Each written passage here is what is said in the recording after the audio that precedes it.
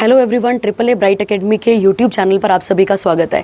आज हम फिर से कुछ इंपॉर्टेंट करंट अफेयर करेंगे जो 15 सितंबर से लेके 21 सितंबर तक आपको देखने को मिलते हैं। ठीक है, तो आई होप आपने अपनी पुरानी वाली शीट को वाइंड अप कर लिया होगा और उसके साथ जो जो स्टैटिक ऐड होता होगा वो आपने ऐड वहाँ पर कर लिया होगा। ठीक है, चलिए तो स्टार्ट करते हैं अपने पास। यहाँ पर जैसे कि आपको पता है कि आपके पास हमेशा क्या रहेंगे, पहले प्रीवियस वीक के क्वेश्चन रहेंगे जो आपको यहाँ पर अटेम्प्ट करने हैं और वो टोटल क्वेश्चन कितने हैं आपके पास यहाँ पे 10 और इसका आंसर आप हमें यहाँ पे दे देंगे। ठीक है, चलिए तो पहला इंपॉर्टेंट सेक्शन कौन सा आता है अपने पास यहाँ पे, अपॉइंटमेंट और पर्संस इन न्यूज के बारे में डेटा देखने को मिलता है। ठीक है, चलिए तो स्टार्ट करते हैं। पहला इंपॉर्टेंट करंट अफेयर, और आपको पता ही होगा कि नेपाल में क्या चल रहा था। आप सबको पता है कि नेपाल में जो भी पुराने नेता थे जिन्होंने करप्शन करा, कह सकते हैं नेपोटिज्म करा, आप ऐसा कह सकते हैं वहां पर, और उसके चलते वहां पर क्या करा गया था, जेंजी के द्वारा क्या किया गया था, वहां पे प्रोटेस्ट किया गया था।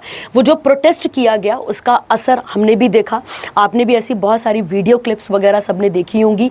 अब उसी से रिलेटेड एक न्यूज हमारे पास आई है, आज हम उसी को यहाँ पर कवर करेंगे। ठीक है, चलिए तो पहले न्यूज के बारे में ही बात कर लेते हैं, फिर हम मैप के बारे में आते हैं और मैप से और कुछ फैक्ट जो बनते होंगे उनके बारे में पढ़कर वाइंड अप करते हैं। ठीक है, चलिए तो क्या कहता है पहला इंपॉर्टेंट करंट अफेयर, कहता है बेटा कि नेपाल की एक फॉर्मर, गौर करना, ठीक है, समझना इस बात को, नेपाल की एक जो है एक फॉर्मर चीफ जस्टिस है। ठीक है, जैसे हमारा एक सुप्रीम कोर्ट है, हमारे पास हाई कोर्ट है, वैसे वहां पे भी जो सुप्रीम कोर्ट है, तो याद रखेंगे जो वहां की सुप्रीम कोर्ट है वहां की कौन थी, ये चीफ जस्टिस थी, याद रखना है। और क्या नाम है इनका, पढ़ो जरा सा, तो सुशीला कार्की इनका नाम आपको देखने को मिलता है। और कहता है ये क्या बनी है, तो ये नेपाल की इंटरिम क्या बनी है बच्चे, प्राइम मिनिस्टर बनी है। क्या बनी है,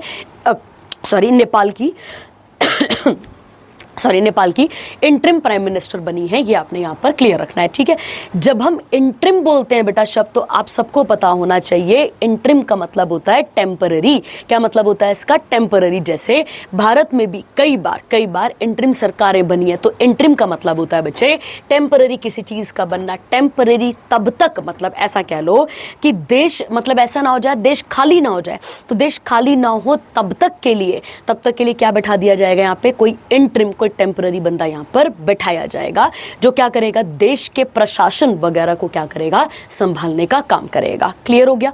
अब समझो क्या लिखा है आगे इसके बाद का, कहता है यहाँ पर becoming first women and first female chief justice to hold this position. तो कोई भारी बात तो नहीं है इसके अंदर, ये आपको यहाँ पर क्लियर रखना है। तो कौन अपॉइंट हुई है, तो आप याद रखेंगे सुशीला कार्की, ये आपने यहाँ पर क्लियर रखना है। ठीक है, अब एक और बात जो आपने यहाँ पर क्लियर रखनी है और उसे समझना है वो ये है बेटा कि मार्च में, है ना, लगभग अगले साल मार्च में, मतलब 2026 मार्च में नेपाल में क्या कराए जाएंगे, फ्रेश इलेक्शंस कराए जाएंगे।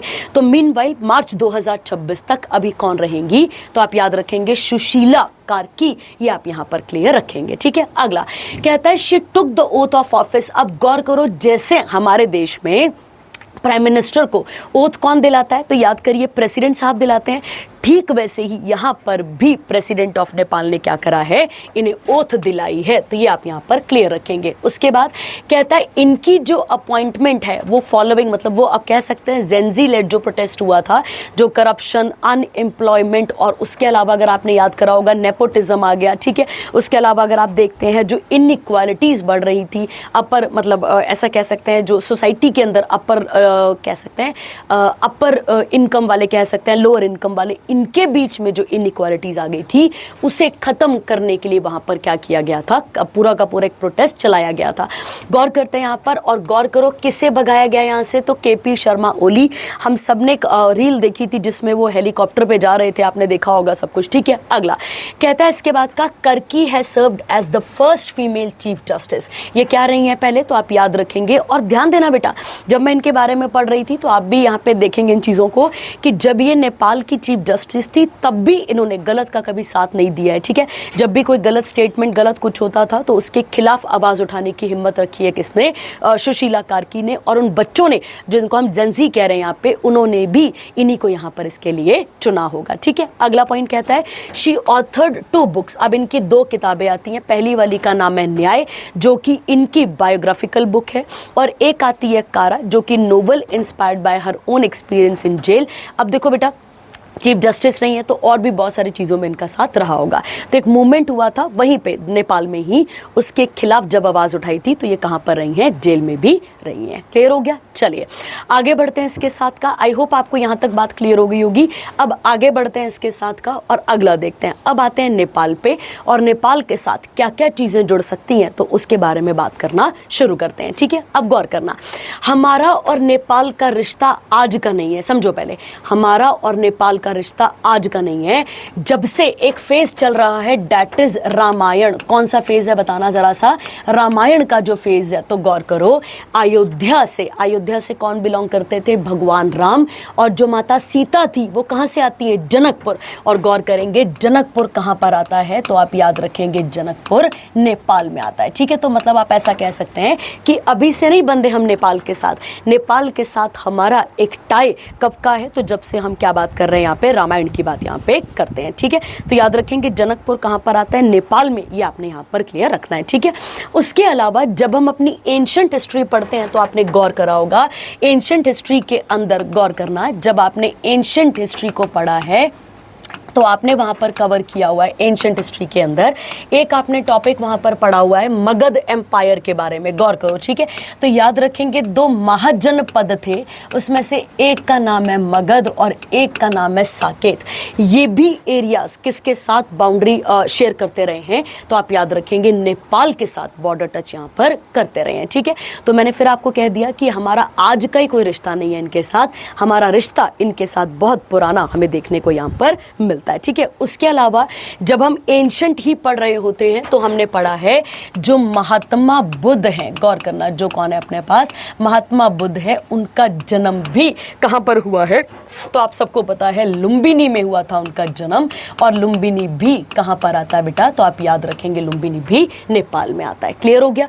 उसके अलावा अगर हम बात करें इसके बहुत बाद ये जो नेपाल है वो किसके डोमेन में गया था, तो आप याद रखेंगे ब्रिटिशर्स के डोमेन में गया था, और ब्रिटिशर्स ने नेपाल के साथ एक ट्रीटी करी थी जिसका नाम है ट्रीटी ऑफ सगौली। क्या नाम आता है इसका, ट्रीटी ऑफ सगौली, जो कि साइन हुई है कब, 4 मार्च, ठीक है, याद रखेंगे 1816 को। ये आपने यहाँ पर क्लियर रखना है। ठीक है, एक और फैक्ट बन गया अपने पास। अगला देखते हैं, अब एक और के बारे में यहाँ पर बात करना शुरू करते हैं। क्लियर हो गया? उसके अलावा जब भारत को आज़ादी मिली फिर नेपाल भी कहीं ना कहीं आज़ाद हुआ, तो जब हम बात करते हैं हमारी और इनकी एक ट्रीटी हुई थी जिसका नाम है ट्रीटी ऑफ पीस। याद रखेंगे, treaty of peace and friendship, ये आप यहाँ पर क्लियर रखेंगे। ठीक है, जो ट्रीटी ऑफ पीस और फ्रेंडशिप वाली है वो 1950 में ये ट्रीटी की गई है, किसके बीच में, इंडिया और नेपाल के बीच में। क्लियर हो गया सबके पास? चलिए, तो ये आप इसके साथ यहाँ पर बना लेंगे और इसे लिख लेंगे। तो हमारा और नेपाल का रिश्ता अभी का नहीं है, बहुत पुराना भी है। ठीक है, उसके अलावा याद करिए, मैंने आपको क्लासेस में कई बार बताया हुआ है, कई बार मैंने आपको कहा है कि अगर हम बात करते हैं किसके बारे में, अगर हम बात करते हैं नेपाल के बारे में, तो नेपाल और हमारा रोटी बेटी का रिश्ता है। कैसा रिश्ता है बताना जरा सा, रोटी बेटी का रिश्ता है। ये भी मैंने आपको समझाया हुआ है। रोटी बेटी का रिश्ता मतलब हो गया बेटा कि हमारे कुछ लोग, मतलब आप ऐसा कह सकते हैं, हम नेपाल के साथ क्या कर रहे हैं, बॉर्डर टच कर रहे हैं। ठीक है, तो अब नेपाल के साथ यूपी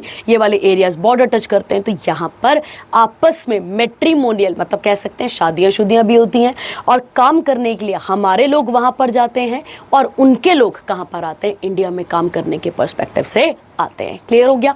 अब एक और क्वेश्चन निकाल लेते हैं। इंडिया और नेपाल की एक मिलिट्री एक्सरसाइज भी है जिसका नाम है सूर्य किरण। क्या नाम है इसका यहाँ पर, सूर्य किरण, ये आप यहाँ पर क्लियर रखेंगे। ठीक है, इसके अलावा अगर हम बात करें कौन कौन सी स्टेट जो हैं वो बॉर्डर टच करती है नेपाल के साथ, तो आप याद रखेंगे कौन कौन सी आएगी, तो आप याद रखेंगे एक आ जाएगा उत्तराखंड, उत्तराखंड से आप आगे चलेंगे तो यूपी, यूपी से आगे आप चलेंगे तो बिहार, बिहार से आगे चलेंगे तो वेस्ट बंगाल, और उसके बाद एक आ जाता है आपके पास यहाँ पे सिक्किम। और कितना किलोमीटर बॉर्डर टच करते हैं, तो 1751 किलोमीटर हम बॉर्डर टच करते हैं किसके साथ, नेपाल के साथ। क्लियर हो गया?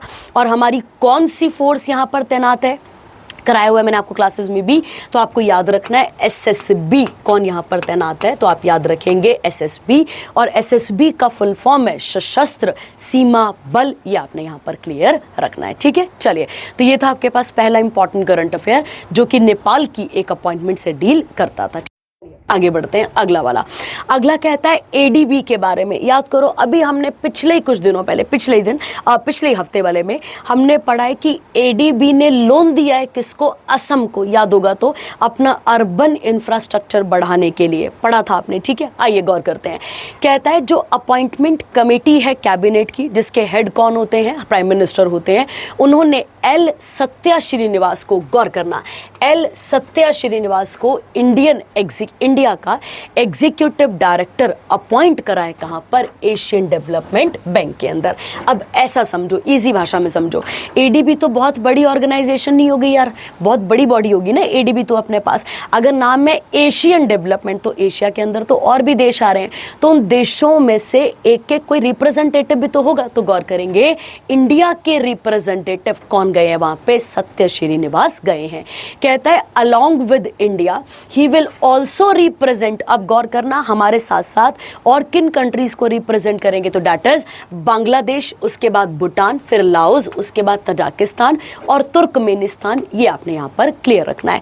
कहता है इंडिया जो है वो चौथा लार्जेस्ट शेयर होल्डर है किसके अंदर? एडीबी के अंदर, और लार्जेस्ट बोरोवर भी है।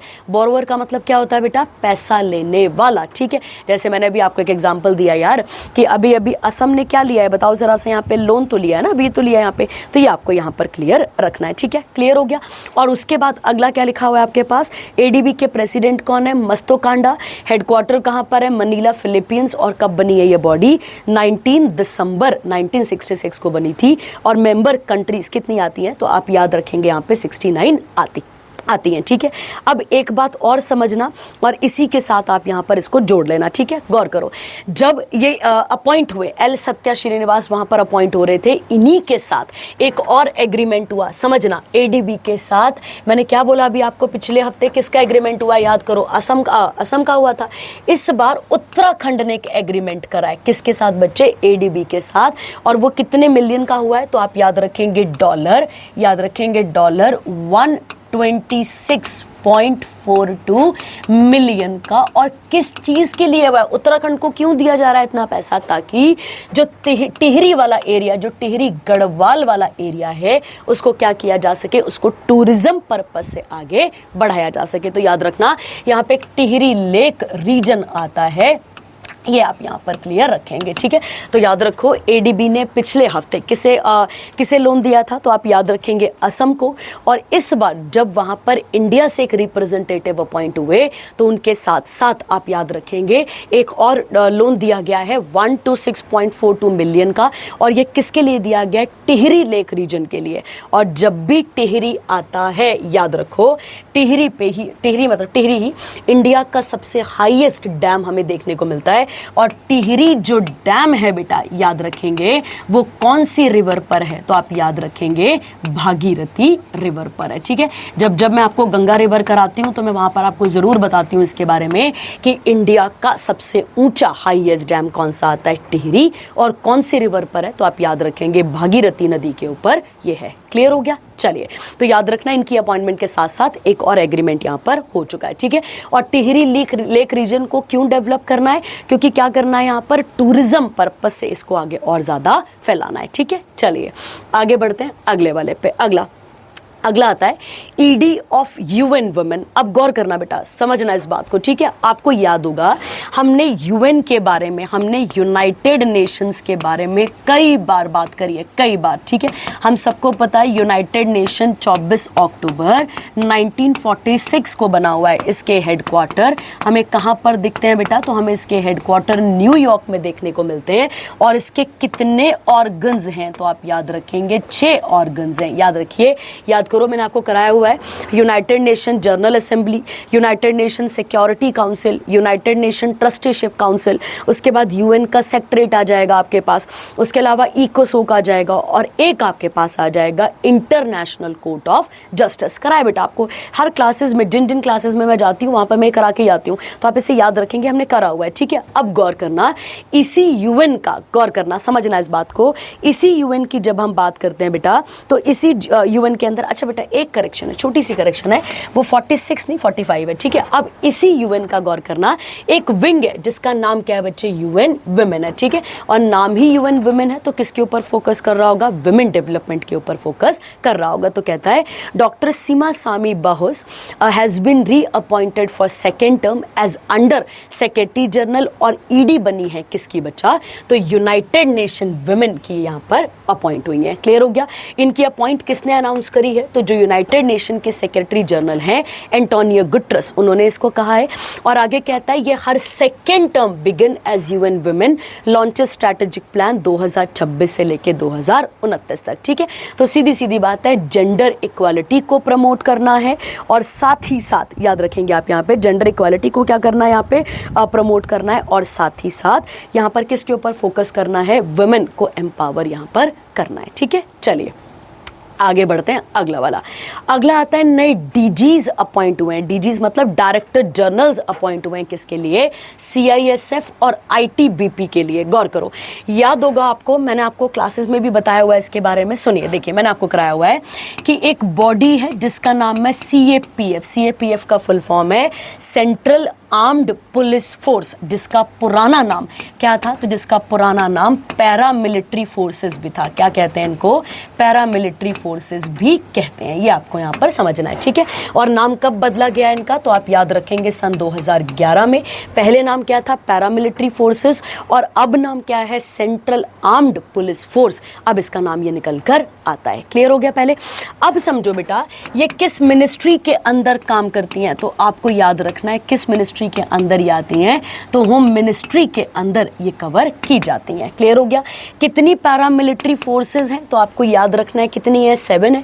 7 में से अच्छा अगर उन 7 का भी मैं अगर थोड़ा सा क्या करूं यहाँ पर उनका अगर हम बंटवारा करें कि वो 7 किस किस सेंस में काम कर रही हैं, तो आप याद रखेंगे उनके 3 मेजर डिवीजन है। गौर करना, उनके 3 मेजर डिवीजन है। एक आपको याद रखना है, समझना बेटा, अब ये 7 वाले को थोड़ा सा मारो गोली, ऐसे समझो कि सीएपीएफ के कितने डिवीजन है, बताना जरा सा, 3 डिवीजन हैं, ठीक है। 3 में से एक आता है बच्चे इंटरनल सिक्योरिटी के लिए। कौन सा आता है एक आपके पास, इंटरनल सिक्योरिटी। क्या मतलब हुआ इंटरनल सिक्योरिटी का, इंडिया की बाउंड्री के अंदर वाले की बात हो रही है। किसकी बात हो रही है, इंडिया के अंदर वाले की यहाँ पर बात की जा रही है।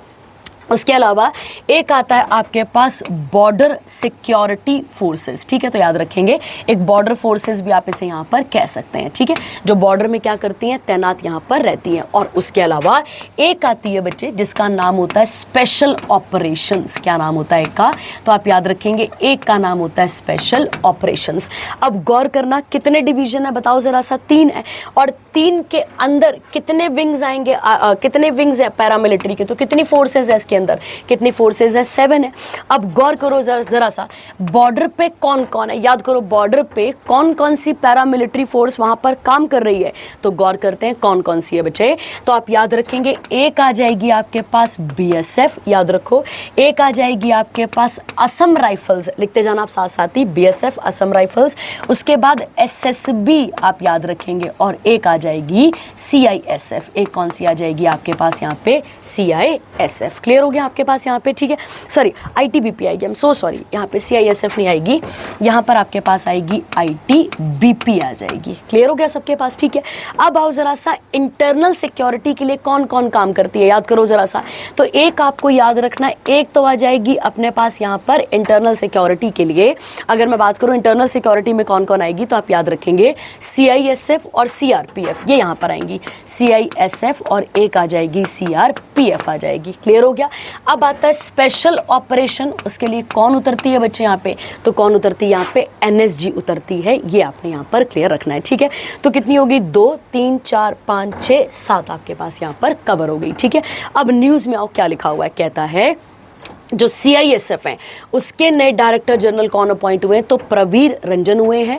और जो आईटीबीपी के हुए हैं वो हैं प्रवीण कुमार। तो देखो थोड़े थोड़े नाम यहाँ पे सेम है, ये आपको यहाँ पर क्लियर रखना है, ठीक है। ये मैं आपको क्लासेस में करा चुकी हूँ पूरा का पूरा डिटेल में। उसके अलावा मैंने वीडियोज में भी कई बार ये चीजें कवर कर दी हैं, ठीक है। चलिए आगे बढ़ते हैं अगले वाले पे। अगला कौन सा आता है आपके पास, नेशनल अफेयर्स। इनको पढ़कर भी वाइंड अप करते हैं। आइए गौर करते हैं, आपको याद होगा अगर हम बात करते हैं इस साल, इस पूरे साल हम क्लाइमेट के ऊपर बड़ा फोकस कर रहे हैं। हमारा पूरा फोकस किसकी तरफ है? क्लाइमेट के ऊपर बहुत ज़्यादा है कि हमें क्लाइमेट को क्या करना है, प्रोटेक्ट करना है, या फिर आप ऐसा कह सकते हैं हमें सीजन मतलब सारी चीज़ों को ठीक करना है। पर अगर क्लाइमेट ठीक करना है तो पहले क्या ख़त्म करना पड़ेगा? पॉल्यूशन ख़त्म करना पड़ेगा। पॉल्यूशन ही तो बहुत ज़्यादा है ना, इसी पॉल्यूशन के लिए कह सकते हैं, या फिर आप ऐसा कह सकते हैं उसी पॉल्यूशन को कंट्रोल करने के लिए एक ऑल्टरनेटिव क्या आती है आपके पास? रिन्यूएबल एनर्जीज की यहाँ पर बात की जा रही है। तो समझते हैं क्या लिखा है। कहता है जो मिनिस्ट्री ऑफ न्यू और रिन्यूएबल एनर्जी है उसने नोटिफाई कराए कि इंडिया की पहली, आप ऐसा कह सकते हैं कि इंडिया के अंदर नेशनल पॉलिसी लाई जाएगी। किसके लिए बेटा? जियोथर्मल। आप ज्योग्राफी के अंदर पढ़ते होंगे, इसको जरूर आपने पढ़ा होगा। जैसे आपने पढ़े होंगे गर्म पानी के चश्मे, गौर करो कुछ जगहों से भाप निकल रही है, जैसे मणिकरण हो गया आपके पास, ज्वाला जी हो गया, तत्ता पानी हो गया, ये सारे कुछ ऐसे इंपॉर्टेंट एरियाज हैं जहां से क्या निकल रही है, आप ऐसा कह सकते हैं। क्योंकि देखो बेटा अर्थ का जो कोर है वहां पर क्या है बेटा? मैग्मा है। तो मैग्मा के साथ रेडियो एक्टिविटीज वहां पे चलती रहती हैं सारी की सारी, जिसके कारण उस मैग्मा के ऊपर जो भी सतह आ रही है वो बाय डिफॉल्ट क्या हो रही है? गर्म हो रही है। तो जियो का मतलब हो गया अर्थ और थर्मल का मतलब हो गया टेम्परेचर। तो अर्थ के टेम्परेचर से हमें क्या जनरेट करनी है? इलेक्ट्रिसिटी को जनरेट करना है। और इंडिया का जो एक टारगेट है क्या करना है हमें यहाँ पे? 2070 तक क्या करना है? नेट जीरो एमिशन करना है। इसके ऊपर पूरा फोकस किया जा रहा है। तो कहता है यहाँ पे for the initial phase MNRE है सैंक्शन 5 प्रोजेक्ट। तो पहले क्या किए जाएंगे बच्चा? 5 पायलट प्रोजेक्ट चलाए जाएंगे। पायलट मतलब जहां से शुरुआत होगी। तो आप गौर करेंगे कितने प्रोजेक्ट चलाए जाएंगे, तो आप यहाँ मुझे बताएंगे कितने चल रहे हैं टोटल यहाँ पे? 5। और पांचों में से अगर मैं बात करूं तो अगर आप गौर करते हैं तो उसमें से एक चलेगा कहां पर? गुजरात में, एक चलेगा बच्चे आपके पास उत्तराखंड में, और एक चलेगा अरुणाचल प्रदेश में। गौर रखना, आंध्र प्रदेश मत लिख लेना, अरुणाचल प्रदेश में, ठीक है। गौर करते हैं जो MNRE है वो क्या करेगी? यहाँ पे नोडल एजेंसी की तरह काम करेगी और जियोथर्मल एनर्जी को, जियोथर्मल बेस्ड क्या करेगी? यहाँ पे प्रोजेक्ट सेटअप करना शुरू करेगी, ठीक है।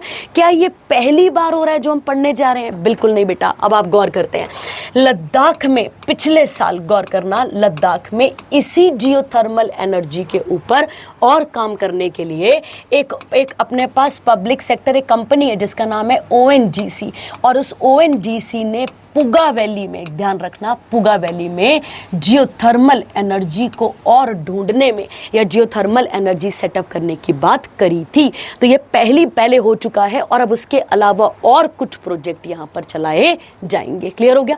ताकि हम क्लीन एनर्जी, अफोर्डेबल एनर्जी की तरफ आए और जो हमारा टारगेट है नेट जीरो एमिशन कब तक? 2070 तक, उसको हम यहाँ पर अचीव कर पाए, ठीक है। आगे कहता है under the policy project developer can secure exploration permit. ये तो आपको पता ही है बेटा, समझ में ही आ रहा है। अगर मान लो मुझे जमीन के अंदर, क्योंकि मुझे जमीन के ऊपर नहीं, जमीन के अंदर की भाप को यहाँ पर क्या करना है? उसका यूज करना है। तो गौर क्या करना पड़ेगा आपको? परमिट लेने पड़ेंगे। उसके अलावा लीज पे, ये सब अब आप इसके साथ इतना काम का नहीं है, बस इतना याद रखो कि इस तरीके का एक पैरामीटर सेटअप किया जाएगा और उसमें स्टेट और सेंटर किस किस तरीके से डिवीजन करेंगे ये यहाँ पर बोला गया है, ठीक है। क्लियर हो गया आपके पास? और अब अगर हम बात करते हैं, और याद रखना बेटा, अगर मैं आपसे बात करूँ यहाँ पर जो हमारे पास एक बॉडी है, एक बॉडी का नाम है जियोलॉजिकल सर्वे ऑफ इंडिया। अब मैं इसको इधर ही बना देती हूँ, अब आप लिख लेना। एक बॉडी आती है बेटा जिसका नाम है जियोलॉजिकल सर्वे ऑफ इंडिया। ध्यान रखना, जियोलॉजिकल सर्वे ऑफ इंडिया एक बॉडी है हमारे पास। अगेन क्या नाम है इसका? जियोलॉजिकल। तो आप याद रखेंगे अर्थ की ही बात हो रही है। जो अपने पास जियोलॉजिकल सर्वे ऑफ इंडिया है, इसने टोटल 381 क्या करें यहाँ पे? हॉट स्प्रिंग्स को आइडेंटिफाई कराए। और 381 का यूज अब किस किस तरीके से किया जाएगा ये अभी हम यहाँ पर देखेंगे। क्लियर हो गया? चलिए आगे बढ़ते हैं इसके साथ का अगला वाला, ठीक है। अगला कहता है second BIMSTEC young leader summit हुई है। गौर करना, बिम्स्टेक एक बॉडी है, अगर आपको याद होगा तो एक ऑर्गेनाइजेशन है, हम इसके बारे में पहले भी पढ़ चुके हैं, ठीक है। अगर आपको याद होगा तो कहता है अगर हम बिम्स्टेक की बात करते हैं तो बिम्स्टेक कब बना था? तो पहले आपको ये याद करना पड़ेगा, ये बना था 6 जून, याद रखना है 1997 को। याद रखना कौन से डिक्लेरेशन से बना था? तो आप याद रखेंगे बैंकॉक डिक्लेरेशन डिक्लेरेशन से। किससे आया था बच्चे? तो आप याद रखना यहाँ पर बैंकॉक डिक्लेरेशन से। इसके हेडक्वार्टर की अगर बात की जाए तो इसका हेडक्वार्टर ढाका बांग्लादेश में आपको देखने को मिलता है। ठीक है, कहाँ पर मिलता है? ढाका बांग्लादेश में देखने को मिलता है। ठीक है, और याद रखना इसकी मेंबर कंट्रीज कितनी हैं? तो आप देखो यहाँ पे लिखा हुआ है, एक आता है बांग्लादेश, भूटान, इंडिया, म्यांमार, नेपाल, श्रीलंका और थाईलैंड। ठीक है, तो आप इसे ऐसे याद रख सकते हैं, MBBS करके भी याद रख लो, MBBS इन NIT, इस तरीके से याद रख लो, NIT आ जाएगा ना, NIT मतलब यहाँ से M से म्यांमार, भूटान, बांग्लादेश, श्रीलंका, उसके बाद आ जाएगा आपके पास नेपाल, इंडिया और थाईलैंड आपके पास आ जाएगा। ठीक है, क्लियर है? पहले ये देखो, कहता है जो इसकी सेकंड मीटिंग हुई है बच्चे, वो कहाँ पर हो रही है? गुवाहाटी, असम में। ये आपने यहाँ पर क्लियर रखना है। इस इवेंट को किसने ऑर्गेनाइज करा है? तो भारत स्काउट एंड गाइड। ये आपने सुना होगा, स्कूल में भी पार्टिसिपेट करवाते हैं, with the support of ministry of external affairs in the government of India. और कितने यूथ यहाँ पर गए हैं, ये यंग लीडर्स गए हैं? तो आप याद रखेंगे टोटल 80 गए हैं। ये आपको यहाँ पर क्लियर रखना है। ठीक है, और इससे पहले एक समिट गुजरात में हो चुकी थी, और अब ये कौन सी वाली है बेटा? तो आप याद रखेंगे ये सेकंड मीटिंग हमें यहाँ पर देखने को मिलती है। ठीक है, चलिए आगे बढ़ते हैं। अगले कौन सा सेक्शन आता है आपके पास? International affairs. आइए, कहता है बेटा एक मीटिंग हुई है, समझना। आपको याद होगा जब हम डिफेंस फोर्सेस की बात करते हैं तो हम डिफेंस फोर्सेस के अंदर बात करते हैं आर्मी, नेवी और उसके अलावा एयरफोर्स की बात करते हैं। उसके अलावा एक और बॉडी है जो इंडिया का मैरी टाइम बॉर्डर है। गौर करना, जो इंडिया का ये जो मैरी टाइम बॉर्डर है इसको सिक्योर करती है, उसका नाम है इंडियन कोस्ट गार्ड। क्या नाम है उसका? Indian coast guard. जो कि अगर हम बात करें, हम हर साल 1 फरवरी को इंडियन कोस्ट गार्ड डे मनाते हैं। ये आपको यहां पर क्लियर रखना है। ठीक है, अब आइए न्यूज पे, और न्यूज क्या कहती है समझिए। कहता है इंडियन कोस्ट गार्ड ने पार्टिसिपेट करा है 4th coast guard global summit, जो कि कहां पर हुई है? रोम, इटली में हुई है। इस समिट को को चेयर कौन कर रहे थे? इटली और जापान। याद रखेंगे आप यहाँ पर। और ये 5th, जो अब इसकी जो अगली मीटिंग है, ये तो 4th हो रही है ना रोम इटली में, जो अब 5th होगी बेटा वो कहां पर होगी? तो चेन्नई, तमिलनाडु में हमें देखने को बाद में मिलेगी 2027 में। और तब हमारी इंडियन कोस्ट गार्ड का क्या हो रहा होगा? यहाँ पे गोल्डन जुबली भी हो रही होगी। ठीक है, कहता है ये एक इंटरनेशनल फोरम है जिसका मेन काम है दुनिया भर के कोस्ट गार्ड और मैरी टाइम जो लॉ एनफोर्समेंट एजेंसीज हैं उनको इकट्ठा करना और उनके ऊपर यहाँ पर काम करना। इसकी पहली शुरुआत 2017 में कहां पर हुई थी? तो जापान कोस्ट गार्ड और निपन फाउंडेशन ने इसकी शुरुआत करी थी। ठीक है, तो ये सीधा सीधा करंट अफेयर है, इसमें और कुछ नहीं करने वाला। पर मैंने आपको कई बार बोला है, जहां पर फ्यूचर प्रपोज्ड चीजें आ जाएंगी वो आपको बाय डिफॉल्ट सीरियस लेना पड़ेगा। ठीक है, तो यहाँ पर फ्यूचर प्रपोज्ड क्या कह रहा है कि अगले साल कहां पर होने वाली है? अगले साल चेन्नई में ये होने वाली है। ठीक है, चलिए अगला बढ़ते हैं। ठीक है, तो ये देख लेंगे आप, रोम इटली हम पढ़ चुके हैं, वेटिकन सिटी वर्ल्ड की स्मॉलेस्ट कंट्री याद करो। उसके अलावा याद करो जॉर्जिया अरमानी की डेथ अभी अभी कहां पर हुई थी? तो याद करिए, मैंने आपको बताया हुआ है कि इटली का ही एक ब्रांड था जिनकी डेथ वहां पर हो गई है, आपको करा चुकी हूं मैं आपको। ठीक है, चलिए आगे बढ़ते हैं इसके साथ। चलिए अगला वाला याद करिए, एक होती है बेटा यूनेस्को की लिस्ट। अब देखो बेटा, इसको मैं आपको थोड़ा सा डिटेल में समझाऊं ताकि आपको ये टॉपिक समझ में आए। पहले ठीक है समझना, देखो अपने पास देखो एक बॉडी है जिसका नाम है यूनेस्को। ठीक है, यूनेस्को क्या करता है? यूनेस्को एक काम क्या करता है? ये कि टेंटेटिव करता है, समझना। टेंटेटिव मतलब ऐसा कह सकते हैं कि मैं अगर एक मान लेते हैं हम सब एक स्टेट है, मान लो, इमेजिन कर लो। ठीक है, हमारी स्टेट के अंदर कोई ना कोई इतिहास तो रहा होगा। अगर कोई इतिहास रहा है तो कोई बिल्डिंग्स भी रही होंगी वहां पर, या कुछ यूनिक चीजें रह गई होंगी जो राजे महाराजा टाइप्स उन सब ने बनवाई होंगी। तो गौर करो, उन सबको गौर करना है, उन सबको क्या कर, सबको तो नहीं कहेंगे, उनमें से कुछ जगहों को जो सिलेक्टिव होती हैं या फिर जिनका कल्चरली कह सकते हैं, एजुकेशनली बहुत ज्यादा इंपॉर्टेंस होता है, उनको यूनेस्को क्या टाइटल देता है? तो एक टाइटल देता है वर्ल्ड हेरिटेज लिस्ट का टाइटल यहां पर देता है, और उसी को हम यूनेस्को क्या कह देते हैं? साइट्स भी कह देते हैं। ये क्लियर हुआ पहले आपको। अब टेंटेटिव का मतलब हुआ बेटा टेम्पररी लिस्ट, आप ऐसा कहेंगे। टेंटेटिव का मतलब हुआ टेम्पररी, टेम्पररी मतलब हो गया सॉरी बेटा, टेम्पररी वर्ड भी नहीं रहेगा, इसके लिए सही वर्ड रहेगा कि कुछ कैसे नॉमिनेट हुए हैं, बस ऐसे याद रखो। तो टेंटेटिव का मतलब है कुछ साइटें ऐसी ऐसी आई हैं अभी जो कि क्या हुई है, नॉमिनेट हुई है, क्या बनने के लिए, यूनेस्को वर्ल्ड हेरिटेज साइट बनने के लिए। अगर मैं आपसे बात करूं कि इंडिया में at present world heritage sites कितनी है, तो आप याद रखेंगे इंडिया में वर्ल्ड हेरिटेज साइट्स कितनी है, 44। और ये कब का डेटा है, तो ये अभी सितंबर का ही डेटा है, आप याद रखेंगे। सितंबर का नहीं, अगस्त का डेटा होगा आपके पास ये। और इसके अंदर आपने पढ़ा होगा मराठा मिलिट्री लैंडस्केप, ठीक है, इनको क्या बनाया गया था, इनको अभी अभी रिसेंटली क्या बनाया गया था, यूनेस्को साइट बनाया गया था इंडिया की। और कौन से नंबर की साइट बनी थी, 44 नंबर की ये साइट बनी थी। क्लियर हो गया। अब गौर करना, एक कौन सी होती है बच्चा, टेंटेटिव। अब टेंटेटिव टोटल कितनी हो गई है, 69। मतलब 69 लिस्ट अभी किस किस पैरामीटर पे गई हुई है, तो आप याद रखेंगे नॉमिनेशन के आधार पर हैं, ये नॉमिनेशन लिस्ट के अंदर गई हुई है। और अभी कंफर्म होएगा कि कितनी यहाँ पर लिस्ट, इन लिस्टों में से, टेंटेटिव में से कितनी जो है वो बनकर यहाँ पर तैयार होंगी। ठीक है, चलिए अब आते हैं, पढ़ते हैं क्या लिखा हुआ है। देखिए, कहता है यहाँ पर समझना, कहता है permanent delegation of India to United Nation Education Scientific and Cultural Organisation, इन्होंने अनाउंस करा है कि 7 इंडियन प्रॉपर्टीज और साइट्स को नेचुरल कैटेगरी के अंदर टेंटेटिव लिस्ट के अंदर डाला जाएगा। तो इंडिया में अब टोटल कितनी हो चुकी है बच्चा, तो 69 याद रखना है। उसमें से कौन कौन किस किस कैटेगरी की है, नहीं भी याद रहेगा चलेगा, कोई दिक्कत नहीं है। ठीक है, अगला क्या कहता है यहाँ पे, नेम क्या है उनके, पहली वाली पढ़ते हैं। पहली वाली का नाम है बच्चे डेक्कन ट्रैप। नाम सुनो जरा सा, डेक्कन ट्रैप। डेक्कन ट्रैप तो यार वो एरिया नहीं है जो कि लावा से बना हुआ है पूरा का पूरा, महाराष्ट्र गुजरात ये सारी बेल्ट किससे बनी हुई है बेटा, तो आप याद रखेंगे किससे बनी हुई है, लावा से बनी हुई है। ठीक है, वो डेक्कन ट्रैप। और आ जाएगा पंचगणी और उसके बाद महाबलेश्वर महाराष्ट्र। तो एक साइट कहाँ से गई हुई है, महाराष्ट्र से। एक आती है जियोलॉजिकल हेरिटेज ऑफ सेंट मेरी आइलैंड क्लस्टर, कर्नाटका से। उसके अलावा है मेघालयन एज केव्स, ये कहाँ से गई है, मेघालय से, याद रखना है आपको। उसके अलावा एक कहाँ से गई है, नागा हिल ओपियोलाइट नागालैंड, या जाएगी Erramatti Dibbalu red sand hills है कहाँ के, Andhra Pradesh. Natural heritage of Tirumala hills, ये भी आंध्र प्रदेश।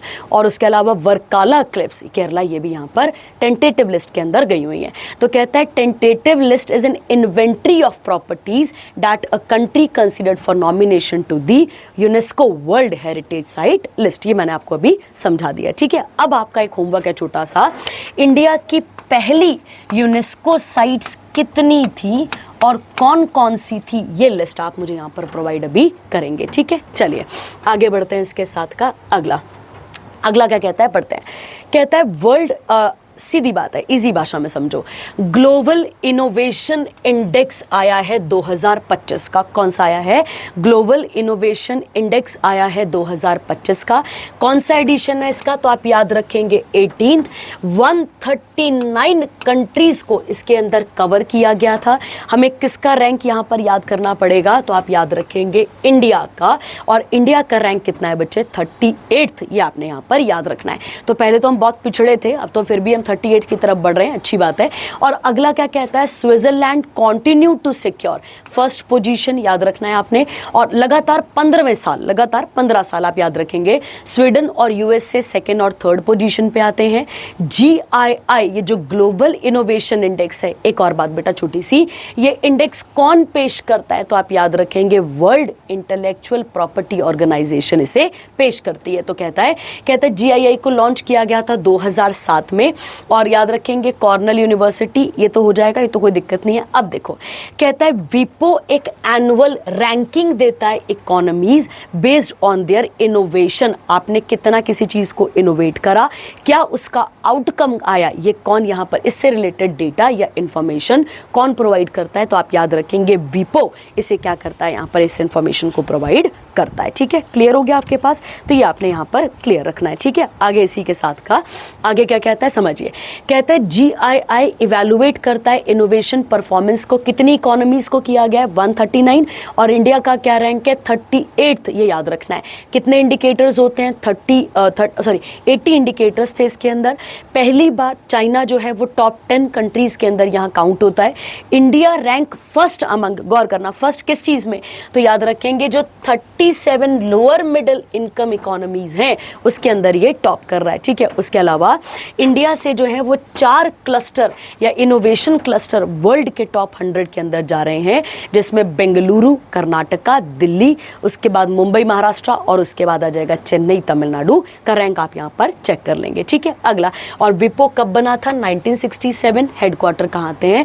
जिनेवा स्विट्जरलैंड में इसके हेडक्वार्टर हमें देखने को यहाँ पर मिलते हैं। ठीक है, चलिए आगे देखते हैं अगला वाला। अगला क्या कहता है? अगला कहता है यहाँ पे WTO ने global agreement to curb over fishing.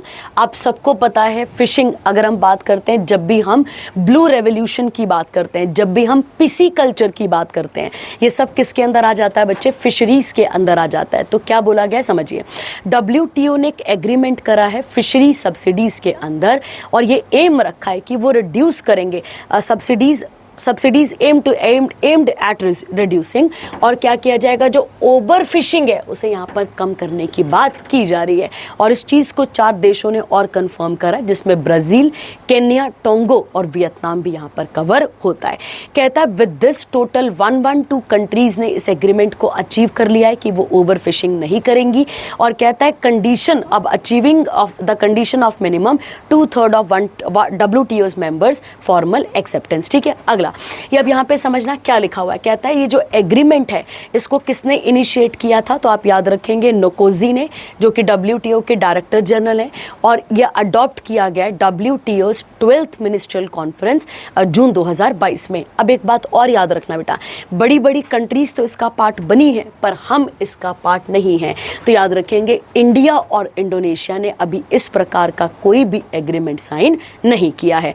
आगे कहता है as per the agreement in order to prevent overfishing countries are required to limit some of the US dollar।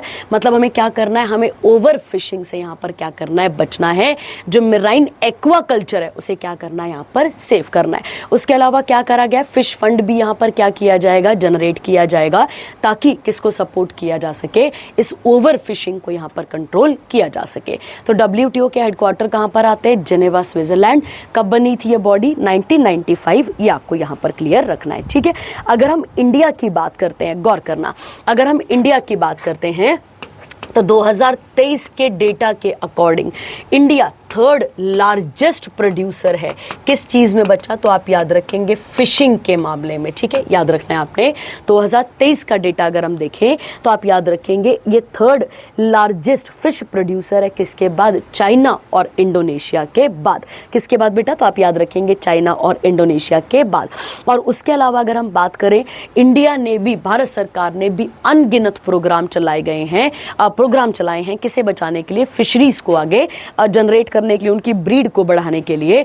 तो उसके लिए एक है बेटा प्रधानमंत्री, लिख लेना आप इस तरीके से, प्रधानमंत्री मत्स्य संपदा योजना। तो याद रखेंगे प्रधानमंत्री आ जाएगा आपके पास मत्स्य संपदा योजना। ठीक है, संपदा योजना, ये आप इसके साथ यहाँ पर लिख लेंगे। ठीक है, उसके अलावा अगर हम बात करते हैं, इसके अलावा एक आ जाएगा आपके पास ब्लू रेवोल्यूशन। ये भी किसके लिए लाया गया था? तो ये वाटर रिलेटेड ही था, ये आप याद रखेंगे। उसके अलावा नेशनल फिशरी पॉलिसीज भी यहाँ पर इंट्रोड्यूस की जा चुकी हैं। किसको प्रमोट करने के लिए? फिशिंग को प्रमोट करने के लिए। ठीक है, चलिए आगे बढ़ते हैं। अगला वाला, अगला आता है आपके पास, गौर करना, इंपॉर्टेंट करंट अफेयर है, समझना। अगर मान लेते हैं हमें अगर कंट्री के अंदर एक जगह से दूसरी जगह कोई सामान भेजना होगा, तो हमारे पास, या फिर अगर हम ऐसा कहें कोई डाक भेजनी होगी, तो हमें क्या करना पड़ेगा? इंडिया के अंदर के जो पोस्ट ऑफिस है वहीं पर हमारा काम चल पड़ेगा। ठीक है, पर अगर मैं आपसे कहूँ कि इंटरनेशनल लेवल पे कुछ करना है, या इंटरनेशनल लेवल पे क्या करना है? डाक का आदान प्रदान करना है, तो उसके लिए एक बॉडी है जिसका नाम है यूनिवर्सल पोस्टल यूनियन। तो ये आप यहाँ पर क्लियर रखेंगे। ठीक है, तो आपने याद रखना है कि इंटरनेशनल लेवल पे भी एक पोस्टल सिस्टम है, मतलब पूरे दुनिया भर में एक जैसा पोस्टल कानून, आप ऐसा कह सकते हैं। मतलब चाहे सामान न्यूजीलैंड से इंडिया आए, इंडिया से ऑस्ट्रेलिया जाए, कहीं पे भी जाए, तो वो पोस्टल जो है वो सिस्टम एक जैसा रहेगा। तो क्या कहा गया समझिए, इंडिया को री इलेक्ट कर लिया गया है एशिया पैसिफिक ग्रुप के लिए, याद रखेंगे आप यहाँ पर। और ध्यान रखना है कितने सालों के लिए? 4 साल 2025 से लेकर 28 तक, और इंडिया रिप्रेजेंट करेगा एशिया पैसिफिक ग्रुप को, ये याद रखना है, ठीक है। कहता है इलेक्शन कब हुए थे, तो 28th यूनिवर्सल पोस्टल कांग्रेस हुई थी दुबई में, तब ये बात की गई थी। थीम है इसकी यहाँ पर leading the change creating the future, और याद रखना है इंडिया इस यूनिवर्सल पोस्टल यूनियन का मेंबर है, कब से, 1876 से। अगर मैं बात करूं इंडियन लेवल पे, ठीक है, तो आपको याद होगा एक नाम मॉडर्न हिस्ट्री में लॉर्ड डलहौजी का, अगर आपको याद होगा तो लॉर्ड डलहौजी ही लेकर आया था, या इसी के टाइम पीरियड पे आया था पोस्टल सिस्टम, ठीक है, याद रखेंगे पोस्टल सिस्टम। और ये पोस्टल सिस्टम कब आया था, 10 अक्टूबर, याद रखना 1854 को। इसीलिए हर साल 10 अक्टूबर हम क्या सेलिब्रेट करते हैं, नेशनल पोस्टल डे, ये आपने याद रखना है, ठीक है। उसके अलावा हर साल 9 अक्टूबर को हम सेलिब्रेट करते हैं वर्ल्ड पोस्ट ऑफिस डे, तो ये आप यहाँ पर क्लियर रखेंगे, वो वर्ल्ड है, और 10 अक्टूबर वाला कौन सा है, नेशनल, और कौन लेकर आया था इसे, लॉर्ड डलहौजी ने इसको यहाँ पर इंट्रोड्यूस करा था, ठीक है। चलिए, उसके अलावा अगर मैं बात करूं यूपीयू कब बना था, या मतलब इसकी बात की जाए तो ये बना था आपके पास, यूपीयू कब बना है, तो आप लिख लेंगे 9 अक्टूबर 18 आप लिख लेंगे वहाँ पर 74 को, ठीक है। और इसके हेडक्वार्टर बर्न स्विट्जरलैंड पे हमें देखने को मिलते हैं, ठीक है। और याद रखना इंडिया इसका मेंबर कब बना था, 1876 में, ठीक है। चलिए अगला कौन सा सेक्शन आता है, अवार्ड्स, इसके बारे में पढ़ के वाइंड अप करते हैं, ठीक है। आइए, अब पहले अवार्ड को पढ़ने से पहले अवार्ड के बारे में बेसिक नॉलेज आपको यहाँ पर होनी चाहिए। पहले इसको पढ़ते हैं, फिर न्यूज़ पे आते हैं, ठीक है। देखिए क्या लिखा हुआ है, कहता है जो इंस्पायर है, गौर करना, इंस्पायर अवार्ड मानक, इसको लॉन्च किया गया था, तो आप याद रखेंगे innovation in science pursuit for inspired research, ये इंस्पायर की फुल फॉर्म है। ये एक पूरा का पूरा फ्लैगशिप और सेंटर स्पॉन्सर्ड एक कह सकते हैं आप, ये स्कीम कह सकते हैं इसको, ये स्कीम है जिसके अंदर हमें क्या करना है बच्चे, हमें क्या करना है बेटा, हमें इसमें बच्चों को या सोसाइटी को कह सकते हैं, या कुछ उम्र, पर्टिकुलर उम्र के लोगों को इनोवेशन की तरफ, आगे तरफ मोड़ना है, मतलब इनोवेशन की तरफ उनको लेकर जाना है। इनोवेशन मतलब नई खोजों की तरफ हमें उनको लेकर जाना है। ऑब्जेक्टिव है कि is to tap 10 lakh original science and society based ideas. कहाँ से लेने हमें, ये स्कूल के बच्चों से, तो ये यहाँ पर बोला गया है। और इसमें कौन सी क्लास के बच्चों को कवर किया गया है, तो 6 से लेके 10, तो सीधी सीधी बात है, जो अभी हम इनोवेशन इंडेक्स पढ़ रहे थे जिसमें इंडिया का रैंक 38 आपको देखने को मिलेगा, हम उस इनोवेशन की ही बात कर रहे हैं। और उस इनोवेशन को और आगे बढ़ाने के लिए हमने इंस्पायर मानक नाम का एक प्रोग्राम चलाया हुआ है। क्लियर हो गया। अब आइए क्या लिखा गया है, कहता है मुजफ्फरपुर डिस्ट्रिक्ट जो है बिहार का, उसने टॉप करा है national innovation ranking inspire award मानक में, और कहता है 2025 के लिए। और कितने सबमिट करें यहाँ पे, तो कहता है 7 सबमिटिंग 7403 इनोवेटिव स्टूडेंट आइडिया, और ये दोनों स्कूलों से आए हैं, प्राइवेट बच्चों से भी और पब्लिक स्कूल वाले, मतलब सरकारी स्कूल के बच्चों से ये आइडिया लिया गया है। और कहता है ये हाईएस्ट अमंग है पूरे के पूरे इंडिया के स्टेट्स के अंदर। उसके बाद बेंगलुरु आता है, बेंगलुरु के बाद बगलकोट आता है कर्नाटका का। और अगर हम देखें लेटेस्ट रैंकिंग तो 3 सिटीज़ हैं, जयपुर राजस्थान, और उसके बाद जयपुर, वैशाली और लखनऊ, यहाँ इनका रैंक क्या आता है अपने पास, 6th, ये सपोर्ट करते हैं। तो ये इंपॉर्टेंट करंट अफेयर है इनोवेशन के टर्म्स पे, इसको आप यहाँ पर पढ़ेंगे, ठीक है। चलिए आगे बढ़ते हैं। अगला आता है, आप सबको पता है ऑस्कर अवार्ड अभी तो नहीं मिलेंगे, ठीक है, ऑस्कर अवार्ड को तो अभी टाइम है। ऑस्कर कब जाएंगे, अब अगले साल मिलेंगे ऑस्कर 2026 में, ठीक है। तो याद रखना है जो 2026 में जो 98th ऑस्कर अवार्ड होगा, उसके लिए एक मूवी क्या हुई है, यहाँ पे नॉमिनेट हुई है इंडियन, क्या नाम है उसका, होम बाउंड। क्या नाम है उसका, होम बाउंड, ये आपने याद रखना है, ठीक है। ये एक हिंदी लैंग्वेज ड्रामा है और इंस्पायर है किसके साथ, तो गौर करना क्या लिखा हुआ है, लिखा है बशरत पीर। तो गौर करना, ये एक जर्नलिस्ट है, आप याद रखेंगे, ये एक जर्नलिस्ट है जिन्होंने जब कोविड-19 पैंडेमिक हुआ था तो लोगों ने अपनी कास्ट, अपनी इन सब चीज़ों को छोड़कर ह्यूमैनिटी की तरफ ज़्यादा फोकस करा है, उसको ये मूवी क्या करती है, प्रमोट करती है। और ये किसके लिए नॉमिनेट हुई है, तो आप याद रखेंगे ऑस्कर के लिए नॉमिनेट हो चुकी है, ठीक है। और ध्यान रखना बेटा, ऑस्कर जो अवार्ड है वो फिल्म की दुनिया का सबसे बड़ा अवार्ड यहाँ पर देखा जाता है, जो कि कब बना था, तो आप याद रखेंगे 1929 में ये बना था, याद रखना है। और फर्स्ट इंडियन रेसिपिएंट कौन थी, तो आप याद रखेंगे भानु अथिया। कौन थे, तो आप याद रखेंगे भानु अथिया, याद रखना है आपने।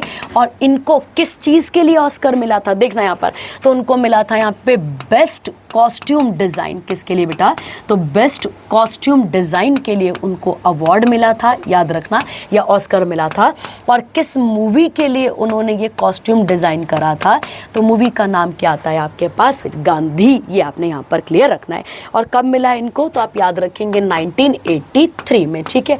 उसके अलावा अभी पिछले से पिछले साल मतलब 2023 में नाटू नाटू एक गाना है, अगर आपको याद होगा, नाटू नाटू जो गाना है उसको 2023 में ऑस्कर अवार्ड मिल चुका है, ठीक है। और ध्यान रखना, ये जो मूवी है होम बाउंड, इसको किस कैटेगरी में मिलने जा रहा है, बेस्ट इंटरनेशनल फीचर फिल्म की कैटेगरी में इसको मिलेगा, ठीक है। चलिए आगे बढ़ते हैं, अगला वाला, अगला आता है साइंस और टेक। आइए, important, very very important current affair, याद रखना इसको, ये काम का है अपने पास और ये क्वेश्चन बनेगा, ठीक है। गौर करना, नाम है बेटा आईएनएस अरावली। क्या नाम है यहाँ पे, आईएनएस अरावली। तो इंडियन नेवी ने कमीशन करा है बेटा किसको, तो आप याद रखेंगे कमीशन करा है किसको, आईएनएस अरावली को। अब सुनो ये क्या है बात, ठीक है, मैं न्यूज़ को आपको समझा देती हूँ, आप इसको पढ़कर यहाँ पर वाइंड अप कर लेंगे।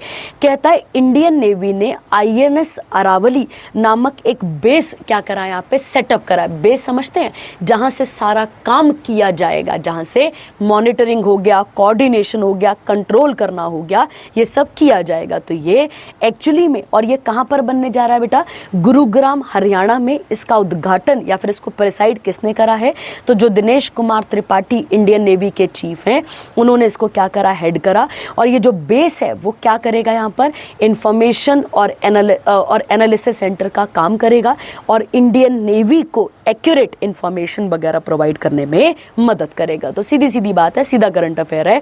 और मोटो क्या है यहाँ पर, maritime security through collaboration, समुद्रीय सुरक्षा सहयोग, ये आपने यहाँ पर क्लियर रखना है, ठीक है। तो छोटा सा करंट अफेयर है, इतना काफी रहेगा इसमें। अगला वाला, अगला आता है इंडियन नेवी ने रिसीव करी है सेकेंड ASW SWC एंड्रोथ, ठीक है। अब पहला क्वेश्चन ध्यान देना, ठीक है। अगर मैं बात करूं आपसे एंड्रोथ, अब एंड्रोथ किसका नाम है पहले समझते हैं। देखो, कहता है जो एंड्रोथ इसका नाम है वो एक एंड्रोथ एक आइलैंड है लक्षद्वीप का, एक बड़ा सा आइलैंड है। वैसे तो और भी बड़े आइलैंड है वहां पर, एंड्रोथ भी है, उसके नाम पर इसको रखा गया है। एक बहुत बड़ी शिप है, याद रखना, ये सब मरीन आप इसे कह सकते हैं। और ये सेकंड है, मतलब ऐसी 8 सबमरीन आनी है, उसमें से ये सेकंड आती है।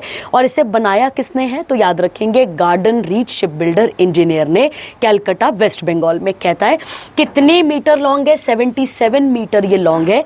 कितने मीटर वाइड है, तो 10.5 मीटर ये वाइड है। और कितना टन का ये डेटा मतलब चीज़ें लेके जा सकती है, तो 900 टन का ये इंफॉर्मेशन अब चीज़ें लेकर जा सकती है, ठीक है।